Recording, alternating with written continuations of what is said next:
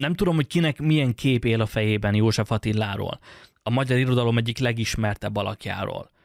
Lefogadom, hogy egyes versét akár még álmunkból felkelve is folytatni tudjuk, de most ebben a videóban nem a versekről szeretnék beszélni, mert azokat bármikor el lehet olvasni, lehet őket elemezni. Én ebben a videóban egy picit más kontextusban közelítem meg József Attilát, és talán mondhatom azt, hogy az ő másik, egy picit sötétebb oldalát. Ami igazából, hogyha hitelesek akarunk maradni, akkor nem nevezhető sötét oldalnak, legalábbis szerintem. Azért is lesz egy kicsit sötétebb József Attila most bemutatott oldala, mert a tananyagok nem említik meg, hogy igen, a költők is emberek voltak, igen, ők is dohányoztak, ők is alkoholizáltak, és igen, ők is káromkodtak, és csináltak olyan dolgokat, amelyek elítélendőek. De mindemellett értettek a költészethez, értettek a szavakhoz, és csodás verseket is írtak. Lesznek olyan részek ebben a videóban, amelyek még nekem is nehézséget okoznak afelől, hogy nem tudom azt, hogy fogalmazzam meg, hogy mondjam el, és nem szoktam ilyet mondani, de bárki, aki nem szeretne csalódni József Attilában, és nem szeretne ezek után egy teljesen más embert látni a verseiben, az ne nézze meg most ezt a videót, mert simán lehet, hogy felkavaró lesz. És nem szeretném lejáratni József Attilát, mert tudom, hogy majd kapni fogom az évet egyes szavaimért, de ha tetszik, hanem ez is ő volt. Ez is hozzátartozik az életéhez, és ez is hozzátartozik a költészetéhez. Egy borzalmas gyermekkor, búcsúlevelek, öngyilkossági kísérletek, csalódások és az a kérdéses utolsó nap, a halálának napja. József Attiláról és az őt érintő érdekességekről, furcsaságokról és az ő kevésbé ismert oldaláról beszélek majd a következő percekben. Harmadnapja nem eszek, se sokat, se keveset. Írta ezt a 20 éves József Attila, és ha bár a vers címe tükrözi, hogy ő ezt tényleg tiszta szívvel gondolta, de ezek a sorok akkor lesznek csak igazán hitelesek, ha a gyermekkorát is ismerjük. Gyerekként tényleg nem evett se sokat, se keveset. Nagyon szegény családba született. Apja József Áron szappanfőző, anya Pőce Borbála mosónő volt. És engedjétek meg, hogy néhány mondattal ismertessem a szülők életét, ugyanis a szülők hiánya, a szeretet hiánya igenis nagy hatással volt az akkor még kis Attilára. Pőce Borbálának és József Áronnak egyébként 6 gyermeke született, de ebből csak 3-an maradtak életben. A többiek már gyerekként meghaltak. Attila volt az utolsó gyerek, ő volt a legfiatalabb, és az apa nagy örömére az egyetlen és életben maradt fiú. Az édesapa öröme azonban mégsem volt teljes, hisz amikor Attila 3 éves volt, akkor az apa elhagyta a családját, miszerint ő Amerikába megy szerencsét próbálni. Mindenki úgy is tudta, hogy Amerikában van, de nem jutott el odáig. Amerika helyett Erdélyben kezdett új életet, megházasodott, született egy fia, és azt mondta az akkori, már az új feleségének, hogy a régi családja vígan él valahol Magyarországon, a fia Attila egy gazdag ügyvéd lett, szóval azért nem látogatja meg a régi családját, mert ők már nem szorulnak anyagi segítségre. Azonban ez nem volt igaz, ugyanis Pőce Borbála egyedül nevelte akkor 2 lányát, Jolánt Etelkát és egyetlen fiát Attilát. Minden segítségre szükségük lett volna, hisz szinte semmi pénzük nem volt. A pénz hiánya miatt Borbála mosónői munkára kényszerült, amely rendkívül kihatott az egészségére. Egészen elképesztő szerintem, hogy például ezen a képen Borbálát látjuk középen, aki úgy néz ki, mint egy 70-es éveit taposó nagymama. Miközben a kép elkészültekor a mama, ahogy csak Attila nevezi őt a verseiben, még csak 44 éves volt.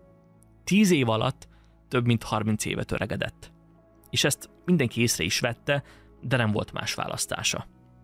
József Attila ezt egészen pontosan úgy fogalmazza meg, hogy Pőce Borcsa, kit megettek a fenék.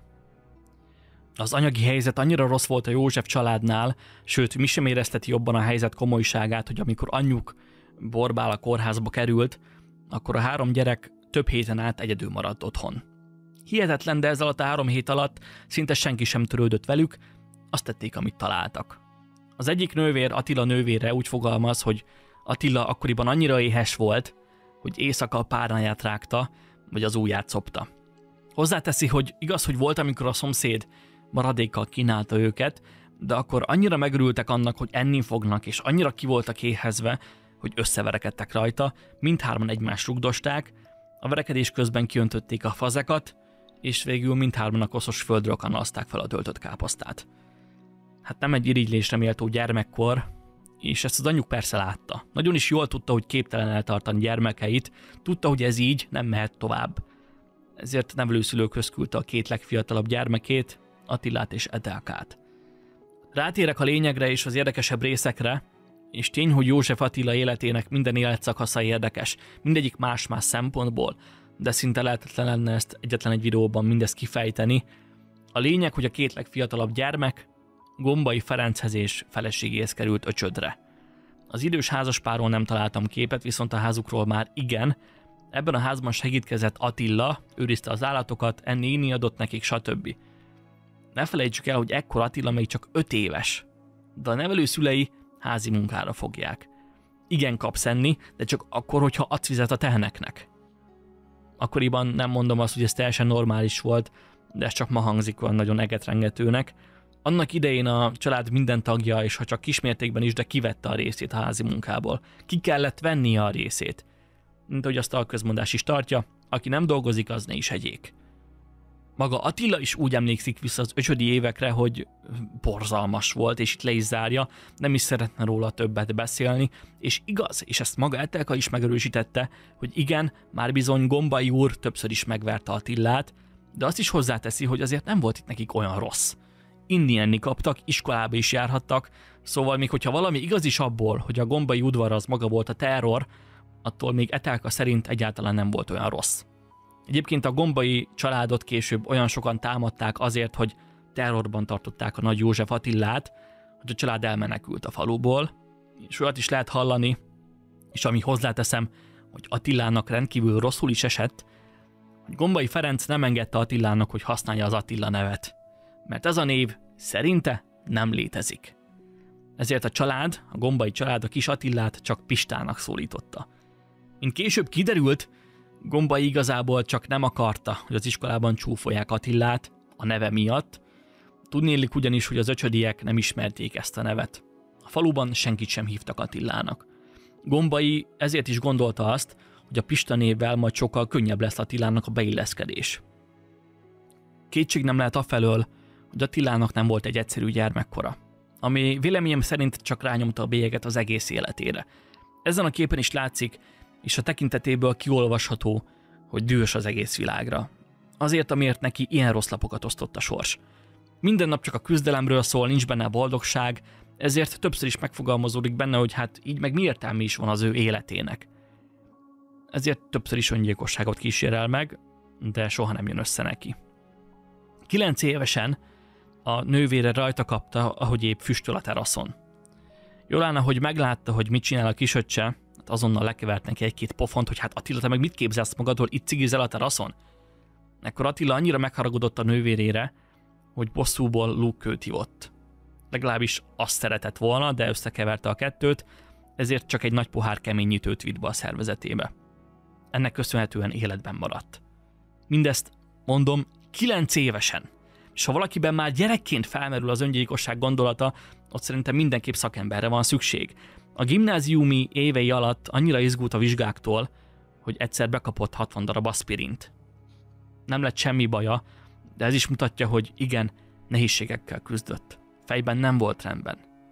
A középiskola után nem sokkal egy levélben azt írja a nővérének, szó szerint idézek, hogy különben vonat alatt is feküdtem azóta, de engem fölszedtek, mert előttem valakit elgázolt. És itt még korán sincs vége. Szántó Judit, Attila élettársa 6 év közös együttélés után elárulja, hogy ez alatt a 6 év alatt Attila 2-szer rájuk nyitotta a gázcsapot. Szóval igen, minden kétséget kizáróan József Attila igenis beteg volt. Segítségre szorult. Attila egész életében az édesanyját kereste. Persze nem szó szerint, hanem inkább a szerelemben. Bizonyított tény, hogy ha az ellenkező nemű szülővel rossz a kapcsolatunk, akkor az a szerelmi életünkre is kihatással lesz. És olyan helyzetekbe keveredünk, amiben nem akarunk, de mégis mit tehetünk róla. Tudat alatt persze. Egy példa. Attila édesanyja ugye többször is cserben hagyta Attilát. Nevelőszülőkhöz küldte, stb. Sőt, édesanyja egyszer öngyilkosságot is követett el, vagyis megkísérelt, ezért Attila ilyen nőket is vonzott be a szerelmi életébe. Volt olyan szerelme, aki elhagyta, volt olyan szerelme, aki szintén öngyilkosságot kísérel meg, szóval Attila a szerelem útján is csak csöbörből vödörbe lépett. Persze ez nem a képen látható 4 nő hibája, hanem inkább Attilának kellett volna valamit rendbe tennie a fejében, Soha nem bízott egyetlen egy szerelmében sem. Folyton azt bizonygatta, hogy őt senki sem szereti, még akkor is, ha tényleg szerették. Hiába mondták azt neki, hogy Attila, te vagy a mindenem. Ő nem hitte el, mert tudat alatt mindig az anyját látta maga előtt. Hisz az anyja is azt mondta neki, hogy szereti, ő a mindene, az egyetlen kisfia, de mégis elhagyta, és inkább nevelőszülőkhöz küldte. Néhány mondatban erről a 4 nőről, és tényleg nagy szerepet töltöttek be a költő életében. Haladjunk balról és időrendi sorrendben. Vágó Márta, ő volt az első nagy ő, az első igaz szerelem. Azonban Márta elhagyta őt és külföldre ment. Az ok az volt, hogy Attila nem csinál semmit és nem képes rendes anyagi hátteret biztosítani kettejüknek. Egyébként Attila ekkor is, amikor Márta elhagyta, akkor is megpróbált öngyilkos lenni, de ekkor sem jött össze neki. A következő hölgy Szántó Judit, aki sokak szerint csak egy olyan sebtapasz volt a Mártával történtekre. Attila soha nem írt verseket Juditnak, csak úgy el voltak egymás mellett, mint a befőtt, közösen éheztek egy albéletben is néztek a pislákoló gyertyát. Sokszor még enni sem tudtak mit, így az élet, de inkább a nyomor összekötötte őket. A szakítás indoka az volt, hogy Judit talált egy verset, amit Attila egy másik nőnek írt, és Judit ekkor annyira elkeseredett, hogy Attila őt nem is szerette soha igazán, hogy öngyilkosságot kísérel meg.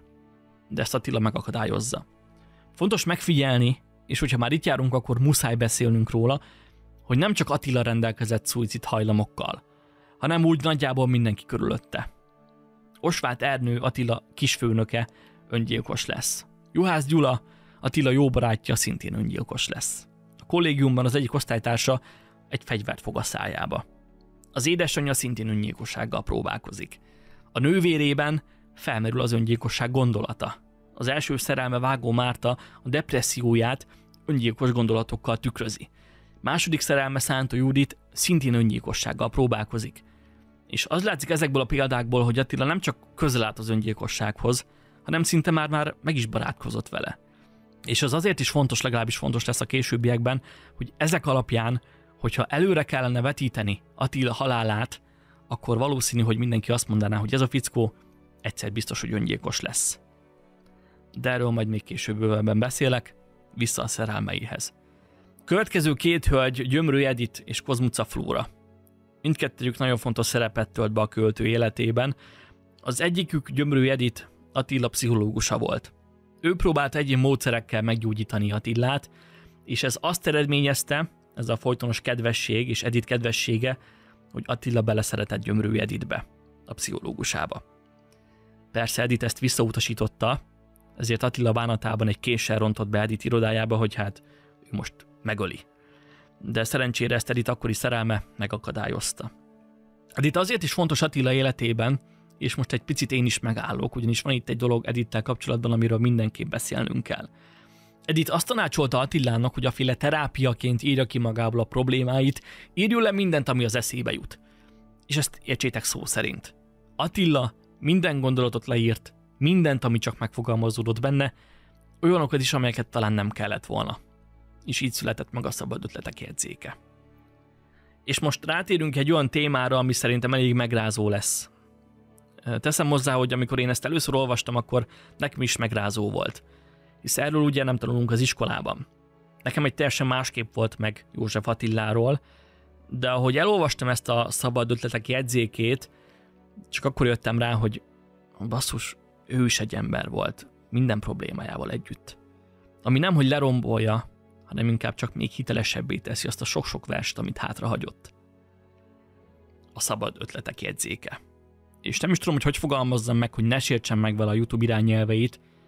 Nagyon sok káromkodás olvasható ebben a füzetben. Én ezeket természetesen kicenzúráztam, de tel is tele van obszcén szavakkal, sőt elég meredek gondolatokkal. Például azzal, hogy Attila keresztanyjával vesztette el a szüzességét, vagy például azzal, hogy az édesanyjával is volt intim kapcsolata. De persze ezt Attila nem ilyen visszafogottan fogalmazza meg, hanem sokkal mocskosabban. De legalább az obszcén szavak kíséretében nagyon jól bemutatja és érezteti a magyar nyelv gazdagságát. Ha bárki el szeretné olvasni, mint érdekesség, akkor neki ajánlom. De előre szólok, hogy nem egy kellemes olvasmány, nagyon felkavaró. Olyan dolgok vannak benne, amelyek szembe mennek az ösztöneinkkel. És mielőtt belevetjük magunkat a műbe, már hogyha ezt lehet műnek nevezni, azt nem szabad elfelejtenünk, hogy ezt Attila nem nekünk írta, nem a nagy közönség számára írta, hanem terápiás célból írta le saját magának a saját gyógyulás érdekében. Csak mert hallottam olyat is, hogy ez biztos, hogy nem a mi nagy magyar költőnk írta, biztos, hogy csak valaki leszeretni őt járatni. Ne felejtsük el, hogy meg sem fordult Attila fejében, hogy ezt majd bárki is látni fogja. Igen, vannak olyan vélemények, hogy igenis gondolt rá, hogy ez majd a nagy közönség előtt is nyilvános lesz, de szerintem nem. Aki ilyeneket ír, ilyen belső, bizalmas, ráadásul megosztó dolgokat, akkor nem gondolom azt, hogy ezt a pszichológusán kívül másnak is szánta. Mindezek ellenére támogatom azt, hogy igenis ismerjük meg a költő valódi személyiségét. Ha már több éven át róla tanulunk az iskolában, és érettségén is az ő életének ismerete mutatja a mi tudásunk mértékét, de lehet, hogy ennek a jegyzetnek a kiadása lehet, hogy mégsem volt olyan nagyon jó ötlet.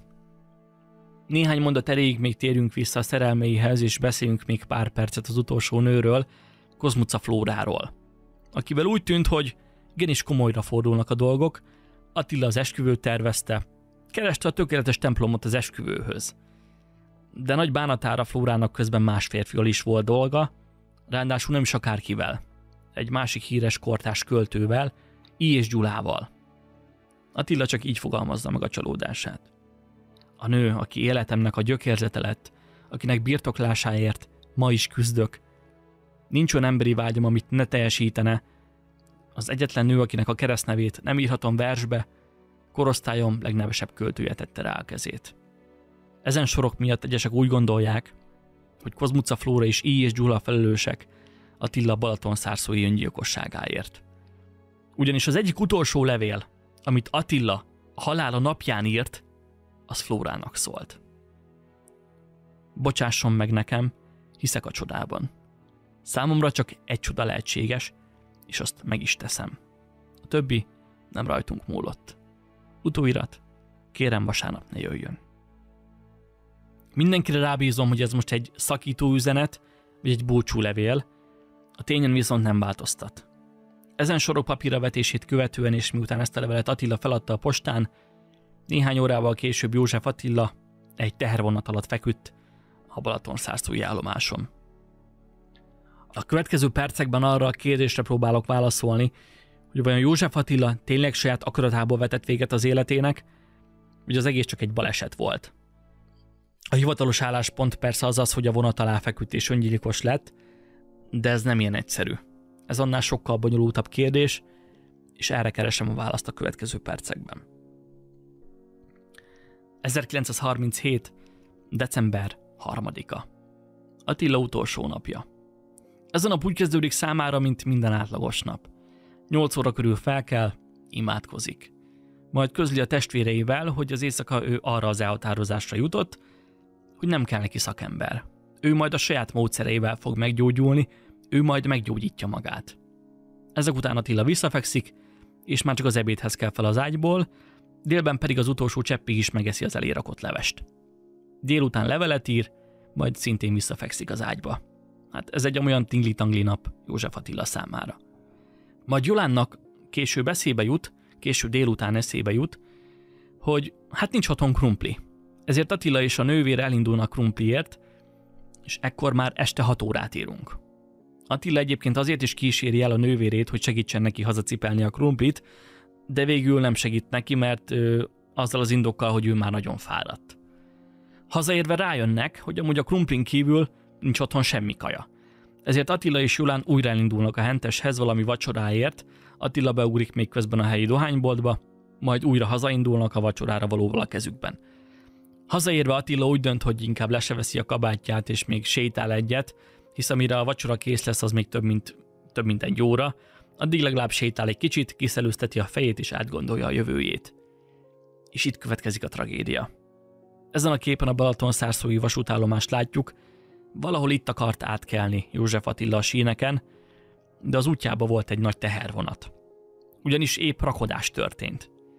Egy álló tehervonatra kell gondolni. Majd ezek után már megoszlanak a vélemények arról, hogy mi történt, de hogyha csak és kizárólag, csak kimondottan csak a szemtanúk véleményéből indulunk ki, akik ugye ott voltak és látták az egészet, mert náluk jobban senki sem tudja, hogy mi történt. Ha a szemtanúk beszámolóját vesszük alapul, akkor az, ami aznap történt, az nem öngyilkosság volt, hanem szerintem csak sima baleset. Az esetet egészen pontosan 3 ember látta. Legalábbis a helyszínen rögzített jegyzőkönyv szerint. A szemtanúk között volt 2 gyerek. A 15 éves Nagy László és a 13 éves Nagy József. Ők mindketten ugyanazt mondták. Mégpedig azt, hogy ott álltak a sorompónál, várták azt, hogy a tehervonat elmenjen, hogy át tudjanak menni a síneken.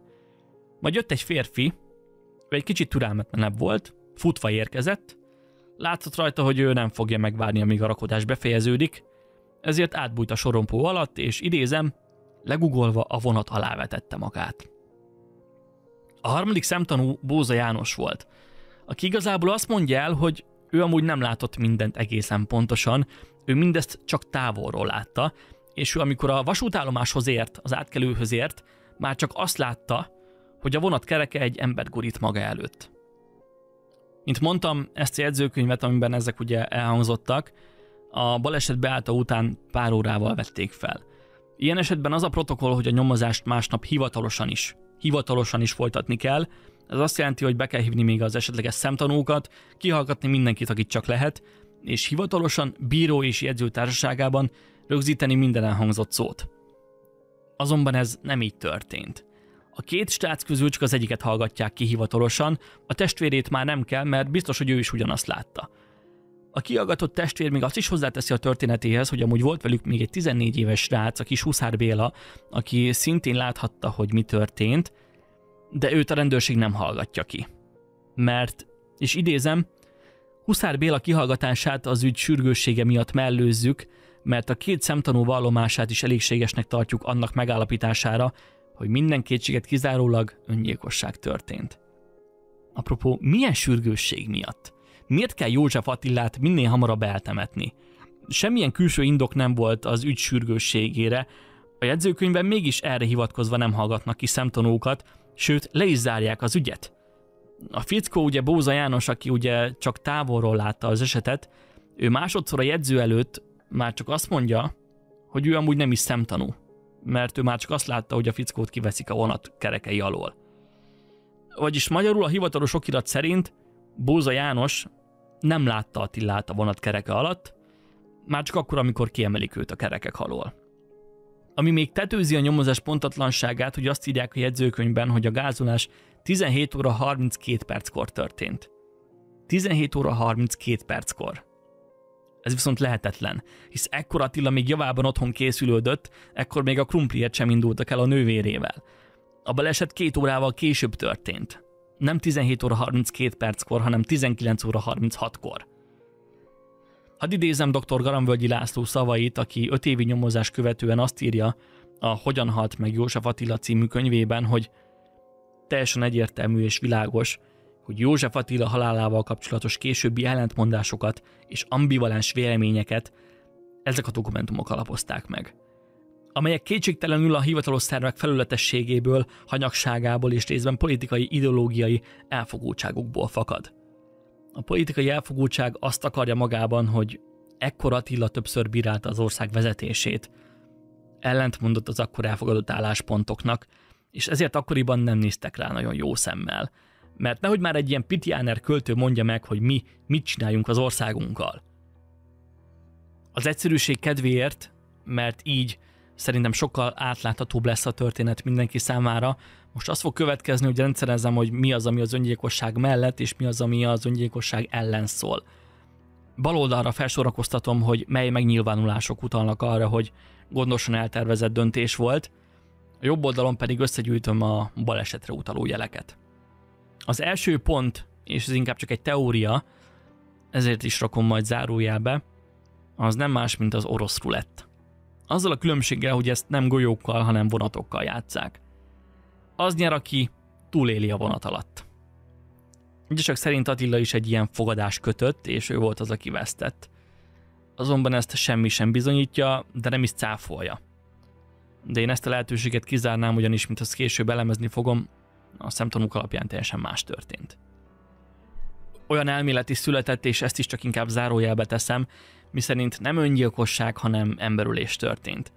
Valakiknek nem tetszettek Attila ország vezetését kritizáló szavai, ezért inkább vonat alá lökték. Ami viszont ezt tényszerűen cáfolja, hogy a baleset idején senki nem volt Attila közelében a szemtanúk szerint.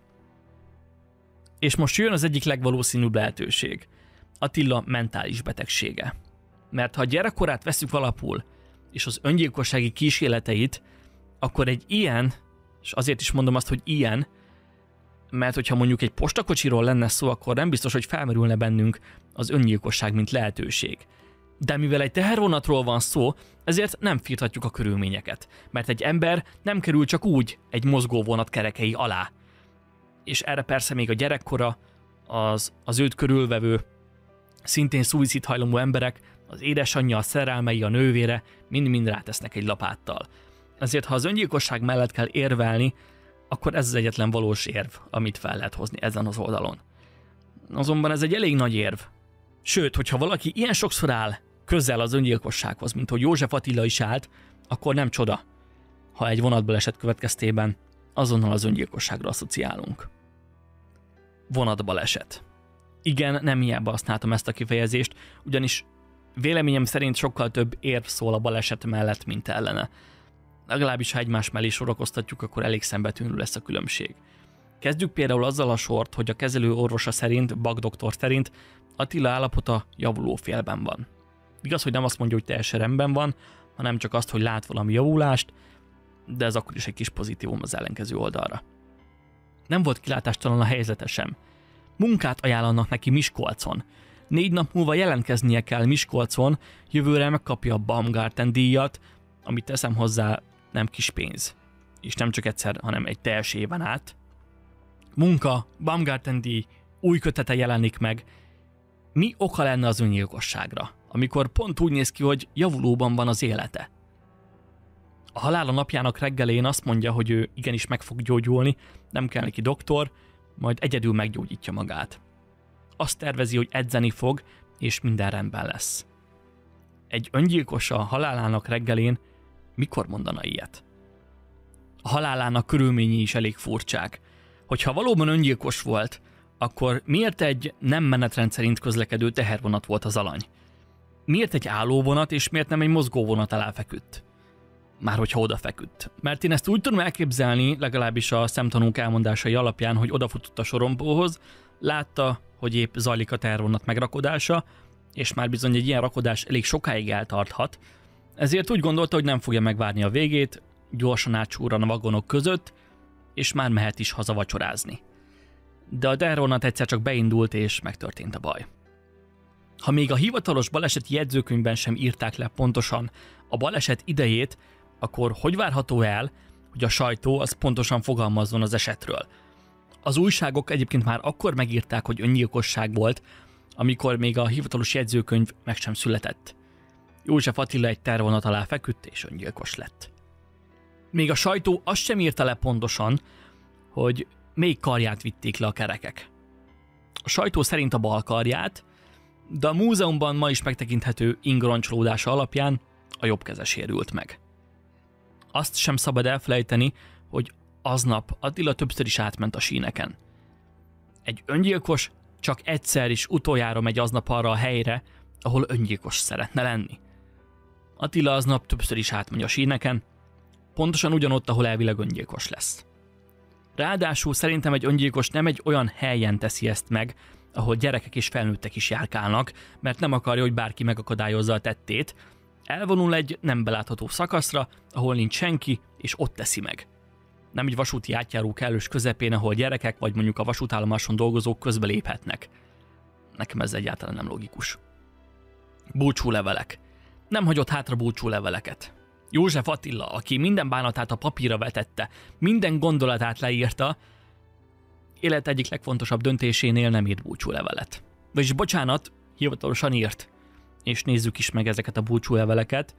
Az első olyan búcsúlevél, amiről már korábban beszéltem, az a Flórának írt levele, ami inkább szerintem egy szakító üzenet, mint egy búcsúlevél, de ezt mindenki döntse el saját maga.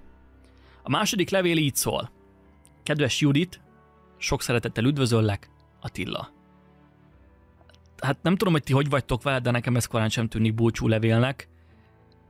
A harmadik levél Buck Robertnek szól, ugye annak az orvosnak, aki azt mondja, hogy lát valamiféle javulást Attila állapotában. Kedves doktor úr, sok szeretettel üdvözlöm, hiába kísértette meg a lehetetlent. József Attila. Ez szintén, legalábbis nekem egy kicsit sem ér fel egy búcsúlevéllel. Ez egy olyan levél, amit a páciens az orvosának ír akkor, hogyha látja azt, hogy az orvos módszerei nem igazán váltak be. Ezért is mondta azt Attila a halálának reggelén, hogy mostantól ő veszi kezelésbe saját magát, és meg fog gyógyulni az orvos segítsége nélkül. A negyedik levél már egy picit hosszabb, mint az előzőek. Kedves Imre barátom, bocsáss meg, hogy elkésve írok, ha szükséges még tőlem vers az antológiába, akkor kérlek választass ki Csészabóval a könyveimből, hiszen nem volt szó új versről. Én itt 3 könyvet találtam. Felsorolta a műveket, ezeket a könyveket még ma postára adom. Szeretettel üdvözlöm családodat, József Attila. Nem tudom, hogy ti hogy vagytok vele, de ez nem, hogy búcsúlevél, de ez a levél reménnyel van tele. Mint hogyha egy olyan ember szavait olvasnám, akinek vannak tervei. Ezek nem búcsúlevelek, egyik levél sem búcsúlevél. Gyerekkorában az öngyilkos kísérletei előtt mindent leírt, ami akkor fontos volt neki. Halálom után ezt meg azt adjátok oda Palinak, ezt adjátok oda Józsinak, stb. De aznap, a tényleges halála napján összesen 4 levelet írt. Azt ugye bemutattam nektek, ezek közül szerintem egyik sem áll, még csak a közelében sem a búcsúleveleknek. Ráadásul azt se feledjük, hogy ezeket a leveleket Attila a nővérei és a gyerekek társaságában írta.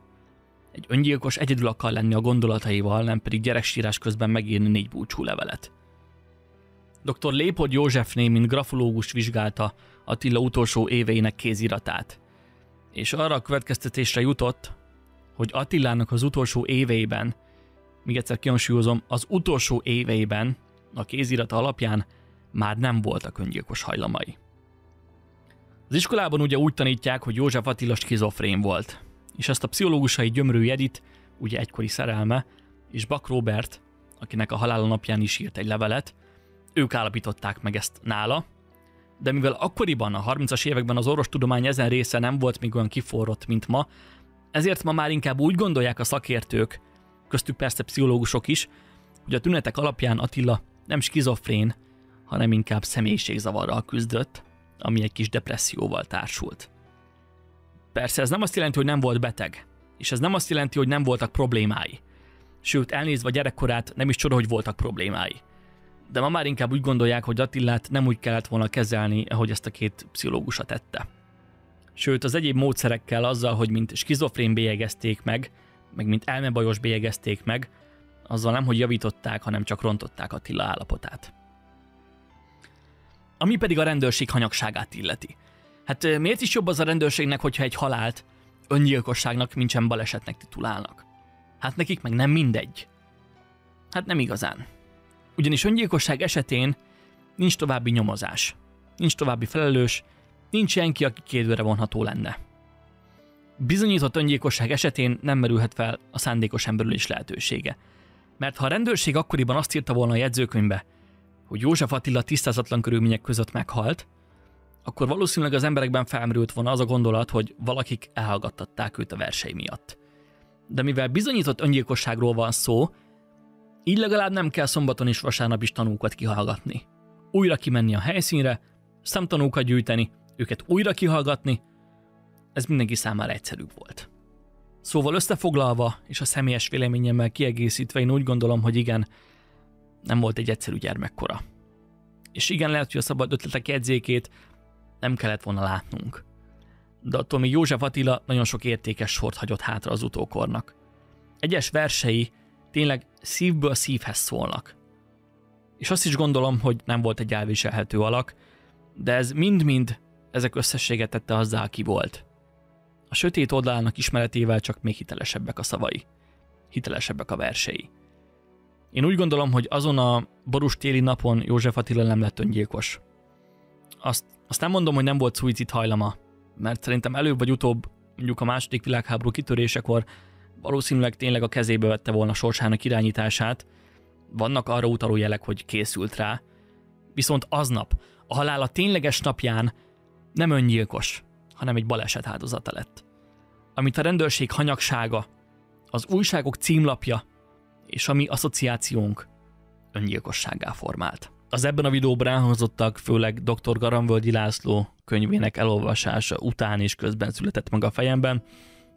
Ez a könyv, hogyha esetleg bárkit érdekel, a doktor úrnak 5 évnyi munkája van benne. Én igyekeztem minden fontos részletet bemutatni ebben a videóban, de mint az általában lenni szokott, lenne még mit mondani. De ennyi fért ebbe a videóba. Hálásan köszönöm szépen mindenkinek, hogy meghallgattatok, és hogy egész idáig figyelemmel kísértétek a szavaimat. Hamarosan találkozunk egy következő videóban. Addig is, sziasztok!